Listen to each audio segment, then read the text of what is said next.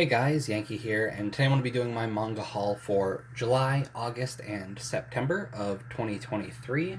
I have 7 manga volumes to go through today, and I have 4 games, but I'm going to break that off into a separate video, mainly for padding. I need to pad my channel out with some videos. So I'm going to have a separate game haul in a few weeks from now. Manga. I have a lot of new series, but instead of starting with those, I'm going to leave those for after, because they're all sort of connected, and you'll see what I mean in a second. So instead, we're going to do a series I've been getting for a little while, and that is Tamamo-chan's A Fox, Volume 5 and Volume 6. This is the end of the series. I've been waiting to pick these up, or I've been waiting to start reading until I picked these up. And so now that I've got all 6 volumes, I've started picking away at it, and it's fun. It's a little 4-comma manga. If you don't know what that is, it's basically a comic strip where it's just a 4 panels per page. And it's fun. I don't really read a whole lot of 4-comma, and I don't think I have any in my collection. But this one's fun. It's a fox spirit girl who is thousands of years old, but wants to go to school to see what it's like. And she uses a spell to look human, but for the most part, only kids can see her as a fox, and adults see her as a girl. And there's like exceptions to this, but that's sort of the gist of it. So we've got a fox spirit just walking around Japan, and some people can notice her and some people can't. And it's fun. It's a fun little 4-comma manga. Again, I'm only 2 volumes in, so by volume 6, we'll see how much of it sticks with me. But for right now, it just feels like a fun throwaway thing, not something I'm going to go back and read all the time, but something that I'll have a good time with right now, and maybe never go back to again. We'll see though. It's fun. It's a cute little manga. And now, let's get on to the other 5. So I said these all have something in common, and you're gonna see what that is right away. The first volume I've got here, this is a single volume manga, which I don't remember when I talked about this, but sometime either at the start of the year or maybe even last year, I talked about how I wanted to shift my focus away from getting long ongoing series and instead focus on shorter stuff like tamamo-chan and other series that I've been getting. So this is a 1-volume manga that is Spider-Man Fake Red. I don't remember what Japanese company published this originally, but this was something that got made before Viz and Marvel sort of made like a publishing deal. So a lot of Marvel manga coming out now is coming through Shonen Jump. I think the Jump Plus app, right? So this is before that. This is just a one-off manga. It's pretty thick, 300-something pages probably, and it's about a kid that finds Spider-Man's suit one day and realizes like Spider-Man's gone missing, so he has to be Spider-Man for a while. It was okay. I made a video on it. I haven't uploaded it yet.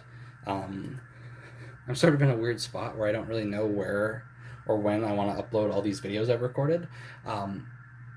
But yeah, Spider-Man Fake Red, it's a cool little one-off manga. The author was sort of at the end there's an afterword where the author talked about hoping to be able to make more Marvel manga in the future, which didn't happen, which is unfortunate because I thought this was okay, and I would have liked to see him maybe touch on other characters or something. But anyway, Spider-Man Fake Red, it's alright for a little one-off manga. It's fine.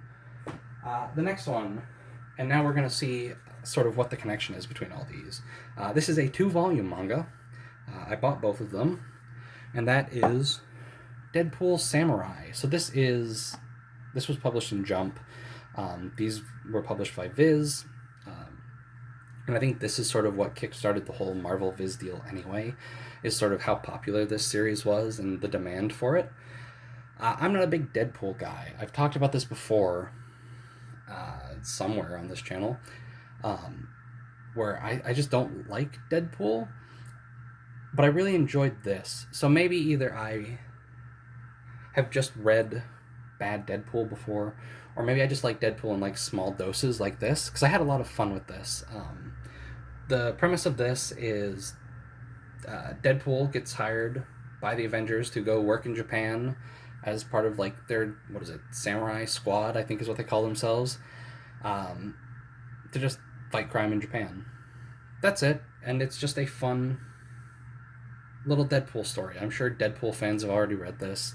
Um, if you're sort of iffy about Deadpool and you don't know if you like him or if you dislike him, I'd say give this a try, because again, I'm not a big Deadpool guy, but I found this pretty enjoyable, and especially sort of because this was in Jump Plus. There's a lot of like Shonen Jump related gags and just sort of manga gags in general. Um, so if you're a manga fan who doesn't really care about Deadpool but might want to give this a try, it's fun, especially if you're familiar with like Jump stuff. Ugh. And that is it for Marvel manga. Now we move on to the next set here, Superman vs. Meshi Volume 1. Yeah, DC is also releasing manga now. These are old. They got, what, 3 series coming out? Superman vs. Meshi, another one, which I'll show you, and then Batman Justice Buster. You know, I'll just show it now, because I got 1 volume of each.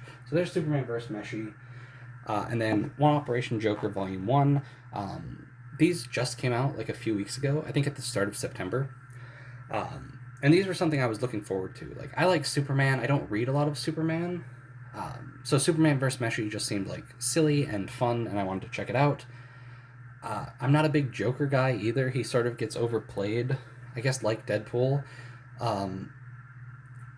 But the premise of Batman falls into some chemicals, reverts to a baby, and now Joker is trying to raise him to become Batman so they can get back to business. That's a silly premise, and I like it a lot. But yeah, these are both finished. These are both 3-volume manga. Again, more short series. That's sort of what I'm focusing on these days. I don't want big, long, 30-volume manga to follow. And 2 to 3 volumes seems to be what these superhero, like, manga based on American superheroes is. Like, Deadpool was 2, One Operation Joker was 3, Superman vs. Meshi was 3. So, as somebody that likes American superheroes, but doesn't really follow them that much because of sort of how the big continuity sort of turns me off, and so I usually just grab like a trade or 2 here or there. These are perfect for me because they're sort of standalone, and it gives me like a feel of these characters I like. Like, I like Superman. I don't really read a lot of Superman. I don't think I have I have 1 Superman trade paperback, and I just don't really touch them that much. But like, this gives me an excuse to sort of step in. It's short, it's sort of off on its own. I don't really have to worry about anything. I can just enjoy it for what it is. So yeah, first of all, 2 things. These were published by Kodansha. Marvel has a partnership with Viz, which is owned by Shueisha, which owns Jump and stuff. When DC stepped into manga, like 2021, I think Deadpool Samurai came out in 2020. And was a big deal. And then then DC announced 3 manga shortly after that. Joker, Superman, and then Batman Justice Buster. And they partnered with Kodansha. So on these, we have a Kodansha logo. Let's see if I can get this to focus. Like, that's very interesting. Like, I've never seen that before. Also, let's look at the spines, because this is something that's interesting between Marvel and DC, and it also worked out like perfectly. Marvel, on their trades, they always put their logo at the top. DC always puts theirs at the bottom. Kodansha Comics, the ones that I have, the Magasuki ones, the Kodansha Comics logo is at the top, and so here on the DC one at the top we've got the Kodansha logo, and then at the bottom is where Viz's logo always is, so it's at the bottom here. So just funny how that worked out like perfectly. One thing that I will complain about with these DC manga is they're incredibly stiff to a point where it's difficult to like read them, uncomfortable. Like, I'm forcing myself to hold them open. It's like, look how stiff that is. And then we'll take the Deadpool Samurai here. Like, that's what that one looks like. Let's see if I can do them both at the same time. Like, I don't know how they printed these. Like, I don't know if it's a printer issue or what, but like, I really have to, like, look at how straight that page is when I try and flip it. Like, there were at times where like my hand was cramping up reading this one in particular. Superman was less tight than that, but reading One Operation Joker, like by the time I was finished, and these aren't even full 200-page volumes, my hands were tired because I was forcing the book open. So like, again, let's open up Deadpool Samurai. All right, let's flip a page. Okay, flip a page, and they just fall. These do not do that. I have no idea why they're so stiff.